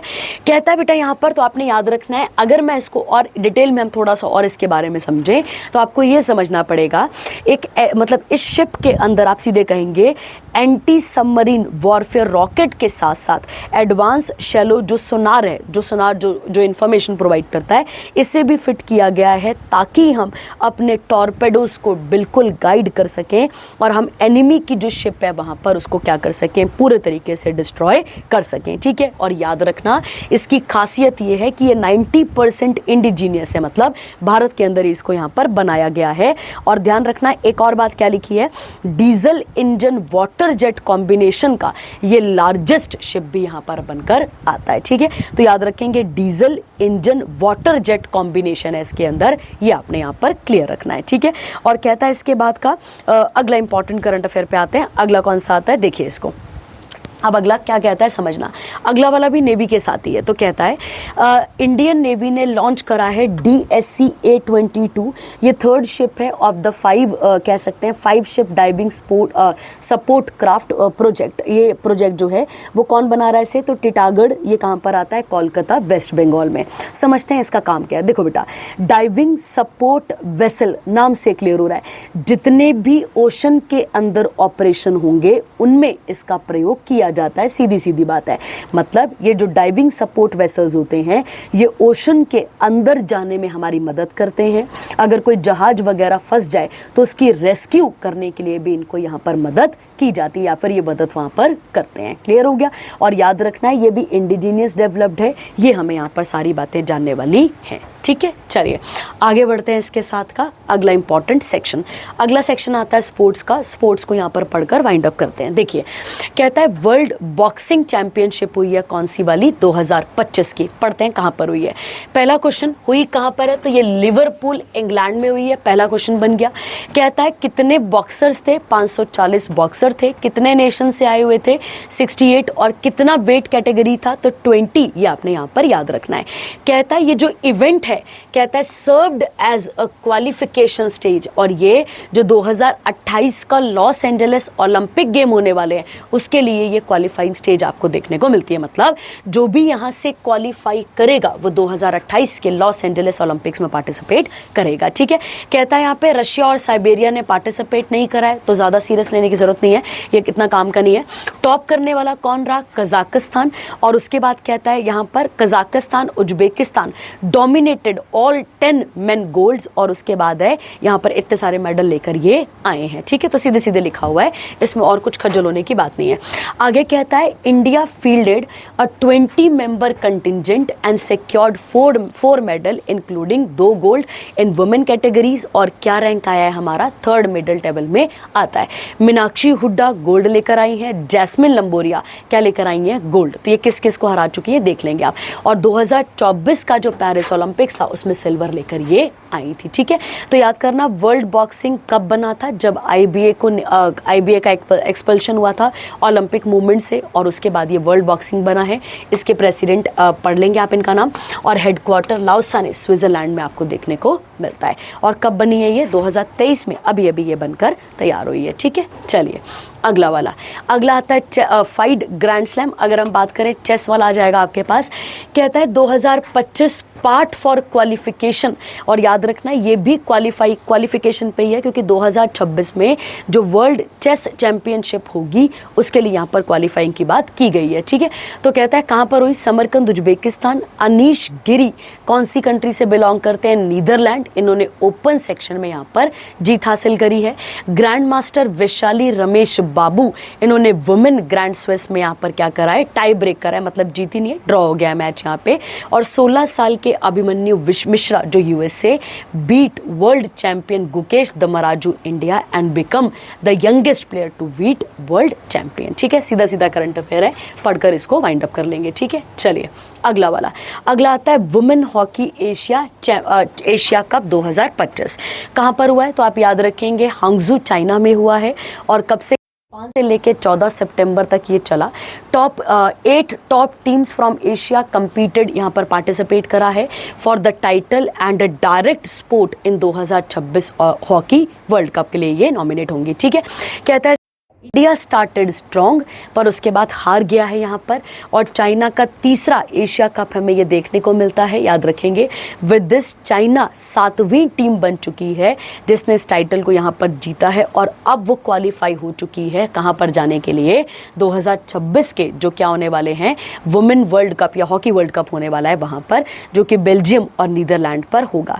और जो अदर क्वालिफाइड टीम्स है वो कौन कौन सी हैं, यूएसए, जर्मनी, अर्जेंटीना, स्पेन। तो ये आपने यहाँ पर याद रखना है। ठीक है, फैक्चुअल है, सीधा सीधा लिखा हुआ है, इसमें कोई ज़्यादा खज्जल होने वाली बात नहीं है, सीधा सीधा करंट अफेयर है, आप इसे पढ़कर यहाँ पर ख़त्म करेंगे। ठीक है, चलिए अगला वाला कुछ याद होगा, ऑनलाइन गेमिंग को भारत सरकार ने बैन करा था। और कौन सी वाली गेम्स को बैन करा था? मैंने आपको कराया है, जो क्या करती हैं, जो पैसा वगैरह क्या करती हैं यहाँ पे प्रमोट करती हैं, ठीक है। उनको क्या किया गया था, उनको बैन किया गया था। तो ड्रीम 11 एक कंपनी आती है इसी प्रकार की, जिसको क्या कर दिया गया है, बैन कर दिया गया था, जिसको बैन कर दिया गया था अभी अभी, जो प्रमोशन और regulation of online gaming act आया था 2025 का, उसके अंदर। तो वही जर्सी बनाया करती थी किसके लिए, यहाँ पर क्रिकेटर्स के लिए, इंडियन क्रिकेट टीम के लिए। बट अब अपोलो टायर्स को ये ठेका दिया गया है, अब उनके पास ये काम यहाँ पर आया है, ठीक है। तो ये देख लेंगे इंडियन क्रिकेट टीम अंटिल 2027 तक, ठीक है। सीधे सीधे लिखा हुआ है कि इस चक्कर में इसको यहाँ पर बैन किया गया है, ठीक है। अगला आता है दुलीप ट्रॉफी। अब पहले दुलीप ट्रॉफी के बारे में जानिए, पहले समझिए। कहता है जो दुलीप ट्रॉफी है एक domestic first class cricket competition है, जो खेला जा रहा है कब से, 1961-62 से। And the competition is establish और ऑर्गेनाइज बाय बीसीसीआई। सबको पता है। अच्छा, बीसीसीआई के भी एक एक्टिंग कुछ प्रेसिडेंट है, उनका नाम क्या है आप मुझे बताएंगे। कहता है यहाँ पर सेंट्रल जोन, और याद रखना ये कितने जोनल्स में होता है, तो 6 जोन्स की टीम्स आती है यहाँ पे, central, east, north, north east, south और साउथ वेस्ट आ जाता है, ठीक है। क्या कहता है समझिए। सेंट्रल जोन के जो कैप्टन है रजत पटीदार, उन्होंने 62nd एडिशन जीता है किसका, दुलीप ट्रॉफी का। किसे हराने के बाद, साउथ जोन को हराने के बाद 6 विकेट से। और ये कहां पर हुआ है इवेंट, बेंगलुरु कर्नाटका। और सारांश जैन जो हैं वो सेंट्रल जोन के हैं, जिनको क्या टाइटल या फिर क्या मिलेगा उनको, प्लेयर ऑफ द सीरीज नाम से उनको यहाँ पर जाना जाएगा, ठीक है। चलिए आगे बढ़ते हैं, इसके साथ का अगला इंपॉर्टेंट सेक्शन देखते हैं, बैंकिंग और इकोनॉमी वाला, ठीक है। आइए, पहला इंपॉर्टेंट करंट अफेयर है, ध्यान से इसको पढ़िएगा, समझिएगा, ताकि आपको क्लियर हो जाए, ठीक है। पहले मैं एक बार आपके लिए पढ़ देती हूँ इसको, ताकि आपको क्लियर रहे कि मैं क्या बोलने जा रही हूँ। देखिए, नबार्ड ने लॉन्च करा है CDCI प्लेटफॉर्म को रीजनल रूरल बैंक्स के लिए, ठीक है। अब इसको पढ़ने से पहले पहला पॉइंट छोड़ दो इस न्यूज़ का, सेकेंड पॉइंट पढ़ो इस न्यूज़ का, क्या लिखा हुआ है। कहता है आरबीआई ने, गवर्नमेंट ऑफ इंडिया ने, आरबीआई सीधा कह सकते हैं, इन्होंने अभी अभी एक सिस्टम इंट्रोड्यूस करा था, जिसमें इंट्रोड्यूस किया गया था 1 स्टेट 1 RRB पॉलिसी, जो 1 मई 2025 से लागू की गई है, जिसमें RRBs को क्या किया गया, कंसोलिडेट कर दिया गया, उन्हें 43 से कितना कर दिया गया, 28 कर दिया गया, ठीक है। पहले ये समझ में आया, ये हम पढ़ चुके हैं, 1 स्टेट 1 RRB के बारे में हम बात पहले कर चुके हैं। अब समझना क्या है क्या नहीं है, ठीक है। देखो, जो ये CDCI है, इसको लॉन्च कौन कर रहा है बेटा, नबार्ड कर रहा है, ताकि RRB को और ज्यादा स्ट्रॉन्ग बनाया जा सके, ठीक है। किसके कंपैरिजन, जो नॉन बैंकिंग फाइनेंस कंपनीज होती हैं और जो छोटे छोटे माइक्रो फाइनेंस इंस्टीट्यूशंस होते हैं, उनके कंपैरिजन RRB को स्ट्रॉन्ग बनाना है। मतलब सीधी सीधी बात है, अब लोग RRB को से भी क्या करेंगे, पहले भी लोन लेते थे, अब भी लोन ले पाएंगे, पर अब लोन और ज्यादा डिजिटलाइज की तरफ बढ़ जाएगा। मतलब अगर आपको याद होगा तो डिजिटलाइज मतलब जितना पेपर वर्क, अगर मैं आपको इजी भाषा में समझाऊं इसको, तो हम ऐसा कह सकते हैं कि अब जो अलग अलग तरह के लोन होते हैं, जैसे मान लो जो RRB हमें अलग अलग प्रकार के लोन देती है, उन लोन जैसे अब कौन कौन से लोन होते हैं, जैसे एग्रीकल्चर लोन हो गया, मुझे डेयरी फार्मिंग करनी है, एक छोटा बिजनेस खोलना है, उसके लिए लोन हो गया। इनकी एप्लीकेशन से लेकर जांच करना, उनकी मंजूरी देना, उनके पैसे देने, मतलब सारा काम कैसे किया जाएगा, डिजिटलाइज किया जाएगा। तो सीधी सीधी बात है, RRBs को किस तरफ ले जाया जा रहा है, डिजिटलाइज और ऑटोमेटेड की तरफ लेकर जाया जा रहा है। मतलब अब लोन लेना उन गांव के लोगों के लिए और भी आसान हो जाएगा। और नबार्ड क्या करने की कोशिश कर रहा है, ये जो 28 छोटे छोटे बैंक हैं, जो 28 RRBs हैं, इनको एक सिंगल प्लेटफॉर्म के अंदर लेकर आ रहा है, ताकि लोन देने में या लोन प्रोवाइड करवाने में एकदम आसानी यहाँ पर मिल जाए, ठीक है। जो पेपर वर्क में टाइम चला जाता था, उन सब चीज़ों में टाइम यहाँ पर ख़त्म कर दिया जाए, ठीक है। क्लियर हो गया। अब आप इस न्यूज़ को पढ़ लेना और इसे ख़त्म कर लेना, ठीक है। चलिए अगली वाली, अगला कहता है आरबीआई ने पेनल्टी लगाई है किसके ऊपर, तो याद रखना 21 लाख का फाइन लगाया है किसके ऊपर, फोन पे के ऊपर। ठीक है, अगर आपको पता होगा तो फोन पे एक फिनटेक कंपनी है। फिनटेक का मतलब होता है जो फाइनेंशियल टेक्नोलॉजी, इनके साथ छोटी सी कंपनी है। इसने क्या करा, यहाँ पे नॉन कंप्लायंस करा है किसके साथ, प्रीपेड पेमेंट इंस्ट्रूमेंट्स के साथ। तो अब आपको पता है आरबीआई के जब आप नॉर्म्स नहीं फुलफिल करते हैं तो इस प्रकार से आपसे क्या लिए जाते हैं, एक फाइन यहाँ पर लिया जाता है। ठीक है, क्लियर हो गया। अब आगे कहता है आरबीआई हाईलाइटेड द फोन पे end of day branch in its escrow account. अब गौर करना ये एस्क्रो अकाउंट क्या होते हैं। ठीक है, समझो इस बात को।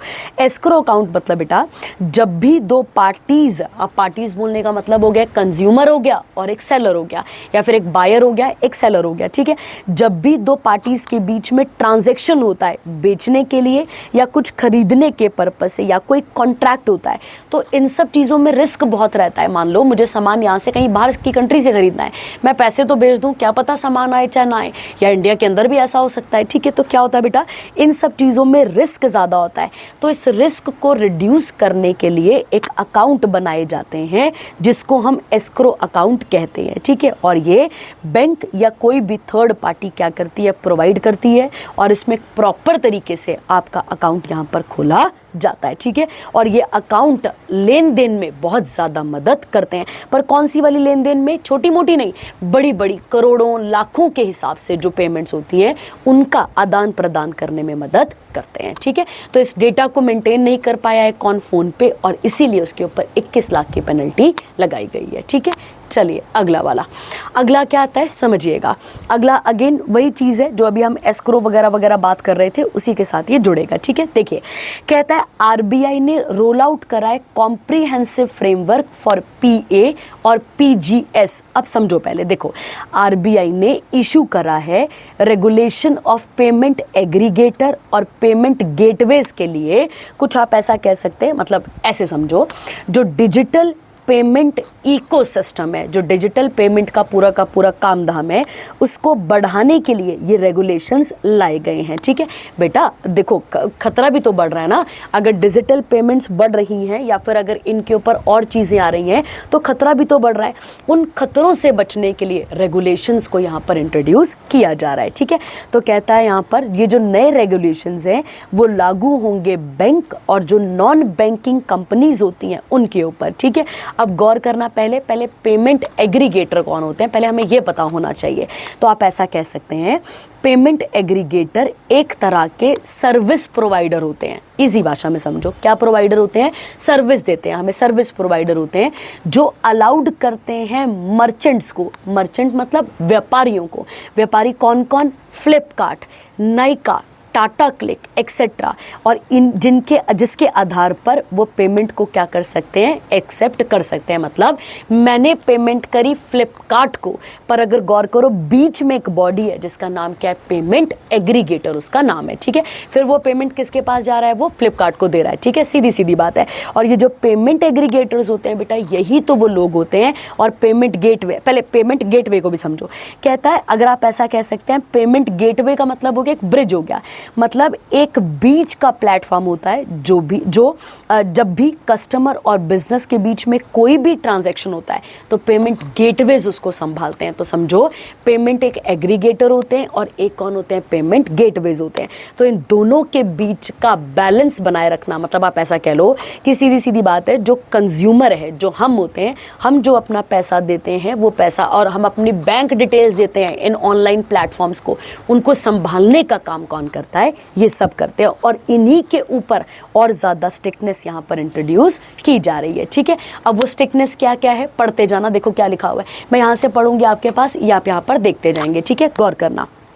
पहला कहता है ये जो कंपनीज हैं ये इंडिया के अंदर रजिस्टर्ड होनी चाहिए। पहला तो ये है, अगर किसी भी कंपनी को ऐसा बिजनेस करना है या पीए बनना है या पीजी बनना है तो क्या करना पड़ेगा, यहाँ पर उस कंपनी को रजिस्टर होना पड़ेगा पहले, किसके अंदर, इंडिया के अंदर। दूसरा, अगर जो भी पीए का बिजनेस करना चाहती हैं उनकी नेटवर्थ कितने करोड़ होना चाहिए, तो लिखा है वहाँ पे 15 करोड़ होनी चाहिए, याद रखना।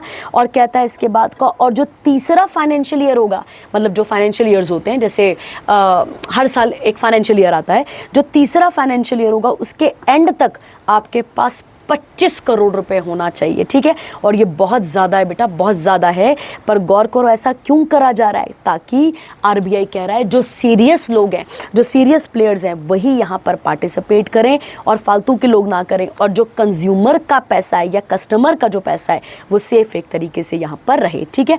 अब आरबीआई एक और बात कह रही है, कहती है कि अगर मान लेते हैं कोई भी एक ऐसा व्यक्ति, मान लो मैं एक पेमेंट एग्रीगेटर हूं, तो मैं मालिक होगी वहां पे, अगर मान लो मैं अपना मालिकाना हक किसी को भी दूंगी, किसी को भी, तब भी मुझे आरबीआई को 15 दिन के अंदर ये इंफॉर्मेशन देनी होगी। तो मतलब आरबीआई इनके सारे काम को क्या कर रहा है, टाइट करने की कोशिश यहां पर कर रहा है। क्लियर हो गया। और कहता है a non bank PA shall maintain the fund collected on the behalf of its merchant in a separate escrow account यहां पर होना चाहिए, ठीक है। तो सीधा सीधा डेटा है, सीधी सीधी बात है, जो सिक्योरिटी है उसको और पक्का करने की बात यहां पर की जा रही है, ठीक है। चलिए अगला कहता है आरबीआई सेटअप कर रहा है न्यू इंटरनल मैकेनिज्म को, ठीक है। इंटरनल मैकेनिज्म, गौर करो बेटा, देखो क्या लिखा हुआ है, कहता है इंटरनल मैकेनिज्म मतलब एक इंस्टीट्यूशनल मैकेनिज्म की सेटअप होगा जो पीरियोडिकली मतलब कुछ टाइम के बाद रिव्यू करेगा, किसको, आरबीआई जो रेगुलेशंस लगाता है उनको क्या करता रहेगा, रिव्यू करता रहेगा, ताकि फाइनेंशियल सेक्टर की जो रिक्वायरमेंट्स हैं उनके बारे में उन्हें पता चलता रहे, ठीक है। तो कहता है आरबीआई कॉन्स्टिट्यूट करेगा रेगुलेटरी रिव्यू सेल को, और with in the department of regulation के अंदर 1 अक्टूबर 2025 से ये लागू हो जाएगा। आरआरसी क्या काम करेंगे बेटा, तो ये इंटरनल रिव्यू प्रोवाइड करेंगे आरबीआई के हर रेगुलेशन के ऊपर, मतलब आरबीआई का सारा काम, जो भी वो रेगुलेशन, मतलब कानून तो बना दिया आरबीआई ने, पर उसको रिव्यू करने के लिए एक इस प्रकार की बॉडी आएगी, ठीक है। उसके साथ साथ एक एडवाइजरी बॉडी भी होगी जो पूरा का पूरा फीडबैक लिया करेगी और इन फीडबैक को इनके पास प्रोवाइड करा करेगी, ठीक है। कहता है एजीआर जो होंगे, जो एडवाइजरी ग्रुप होंगे, इनका टेन्योर कितने सालों का होगा, 3 साल का, पर रिन्यू होते रहेंगे, इस तरीके से लोग ऐड और डिलीट होते रहेंगे। और एजीआर का चेयरमैन कौन होगा, तो राणा आशुतोष कुमार सिंह, ये आपने यहाँ पर याद रखना है, ठीक है। चलिए आगे बढ़ते हैं इसके साथ का अगला इंपॉर्टेंट, अगला आता है मिलिट्री एक्सरसाइजेस। आइए, तो पहला कहता है जाल शक्ति, गौर करना क्या नाम है इसका, जाल शक्ति है, समझिए। इंडियन आर्मी ने पहली आर्मर्ड डिवीजन जाल शक्ति को यहाँ पर क्या करा है, पार्टिसिपेट करा है।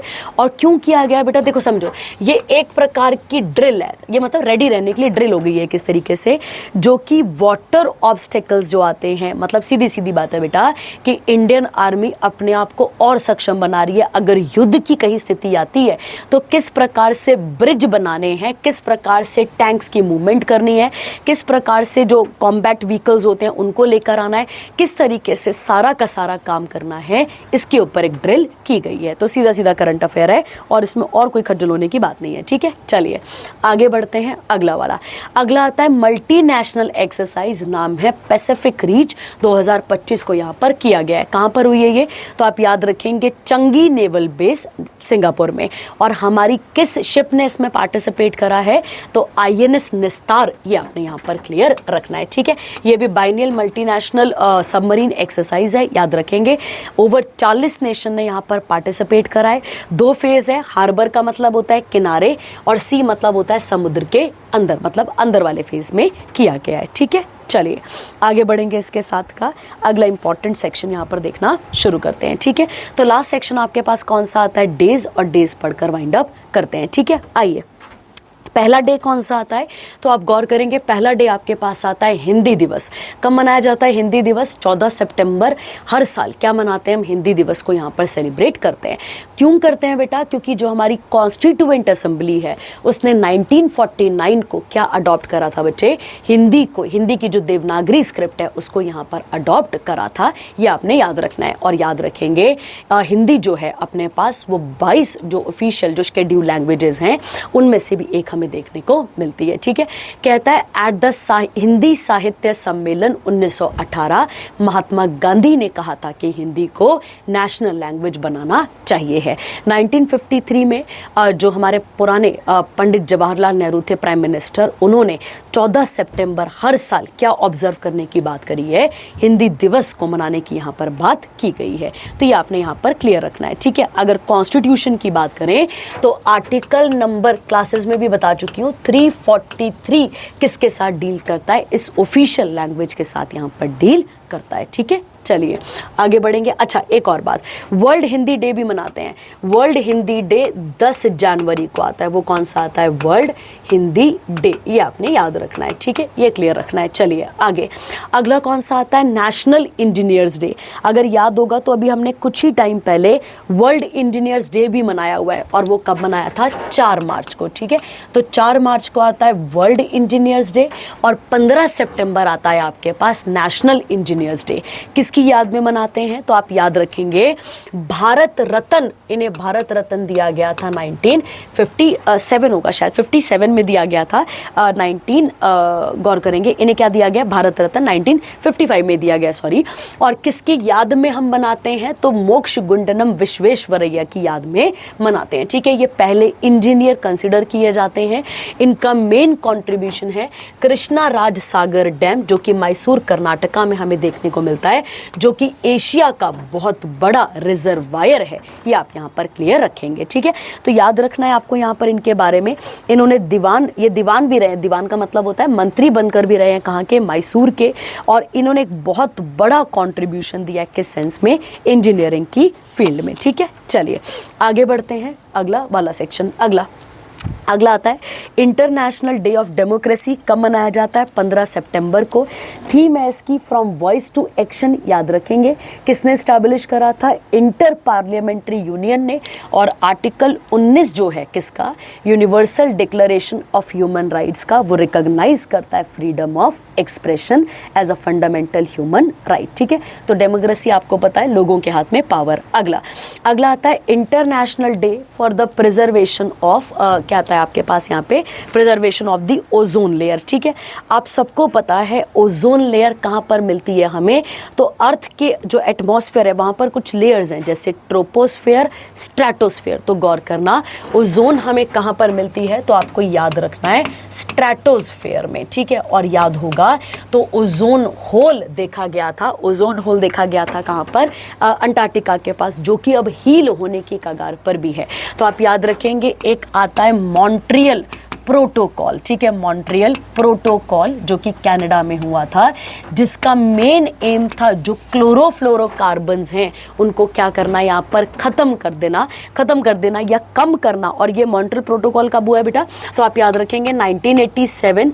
और 1987 से ही हम यहाँ पे क्या कर रहे हैं, इस क्लोरोफ्लोरोकार्बन्स को खत्म करने की बात कर रहे हैं, ठीक है। तो ऐसा नहीं है कि मॉन्ट्रियल प्रोटोकॉल ही एक इकलौता सहारा है, उससे पहले भी और जगह पे चीजें के बारे में बात हो चुकी है, ठीक है। तो हमें क्या करना है, क्लोरोफ्लोरोकार्बन्स को खत्म करना है या कम करना है। खत्म तो बहुत दूर की बात है बेटा, कम करना पड़ेगा। और उसके अलावा जो हाइड्रोफ्लोरोकार्बन्स है उनको भी क्या करना है, यहाँ पर कम करना है। और अगर ऐसा नहीं होता है, अगर ओजोन होल बढ़ता चला गया, तो स्किन कैंसर, आई डैमेज, जो मोतिया होता है और जो वीक इम्यूनिटी है, इससे हमें आगे जूझने को मिल सकता है। ये आपने यहाँ पर क्लियर रखना है, ठीक है। चलिए आगे, अगला कौन सा आता है, पेशेंट सेफ्टी डे। तो ये आप याद रखेंगे कब मनाया जाता है, 17 सितंबर, WHO के द्वारा। Safe care for every newborn and child इसकी थीम है, और स्लोगन है patient safety from the start. तो ये आप देख लेंगे, कोई इसमें भारी बात नहीं है, ठीक है। चलिए अगला आता है वर्ल्ड बैम्बू डे। कुछ याद करो, पिछले करंट अफेयर में हमने पढ़ा है बैम्बू का यूज किया जाएगा बायोफ्यूल के तौर पे, अगर आपको याद होगा तो, ठीक है। बैम्बू को ग्रीन गोल्ड भी कहते हैं। क्या कहते हैं इसको, ग्रीन गोल्ड, करा चुकी हूं मैं आपको। इसको गरीब आदमी का टिम्बर भी कहते हैं, याद रखना है आपने। और इसे ग्रीन स्टील के नाम से भी यहां पर जाना जाता है, ठीक है। और क्या बैम्बू की खासियत होती है, तो बैम्बू बहुत जल्दी, पहले तो एक तो ग्रो बहुत जल्दी करता है, सॉइल हेल्थ को बहुत जल्दी रिन्यू कर देता है, क्लाइमेट चेंज से लड़ने में मदद करता है, और उसके अलावा जो कार्बन एमिशन है उसे खत्म या कम करने की बात करता है, ठीक है। चाइना की अगर हम बात करें तो चाइना के पास कह सकते हैं आप 500 प्लस स्पीसीज हैं किसकी, बैम्बू की, ये हमें याद रखना है, ठीक है। इंडिया में असम, त्रिपुरा, मेघालय, मणिपुर, ये जो नॉर्थ ईस्टर्न स्टेट्स हैं इनका ज़्यादा कंट्रीब्यूशन है किसमें, बैम्बू प्रोड्यूसिंग स्टेट्स में, बैम्बू प्रोड्यूस करने के मामले में, ठीक है, ये आप याद रखेंगे। चलिए अगला आता है वर्ल्ड वाटर मॉनिटरिंग डे। ये वर्ल्ड वाटर डे नहीं है, वाटर डे तो 22 मार्च हो चुका है, ये कौन सा आता है, मॉनिटरिंग डे। तो गौर करना है, इसे स्टैब्लिश किया गया था 2003 में। हर साल 18 सितंबर को हम ये डे मनाते हैं। कहता है programme was later renamed as earth eco water challenge, फिर इस तरीके से नाम इसके चेंज होते रहे हैं और 18 अक्टूबर को ये ऑनर किया जाता है। मतलब सीधी सीधी बात है बेटा, पानी को प्रिजर्व करना है, सीधी बात है। जो पानी से उठने वाला वाटर पॉल्यूशन है उसे खत्म करना है, और वाटर की क्या इंपॉर्टेंस है ये हमें किसी को भी समझाने की जरूरत नहीं है, ये हमें यहाँ पर क्लियर है, ठीक है। चलिए आप मुझे एक चीज बताएंगे, वर्ल्ड वाटर वीक कब मनाया जाता है? अभी हमने अगस्त के ही करंट अफेयर में पढ़ा हुआ है, आप मुझे बताएंगे, ठीक है। चलिए तो आप इसे पढ़ लेंगे, इसमें और ज़्यादा कुछ करने के लिए नहीं है, ठीक है। तो आई होप आपको यहाँ तक करंट अफेयर समझ में आए होंगे। जहाँ पर भी आपको डाउट रहेगा आप पूछ लेंगे। Thank you, have a nice day.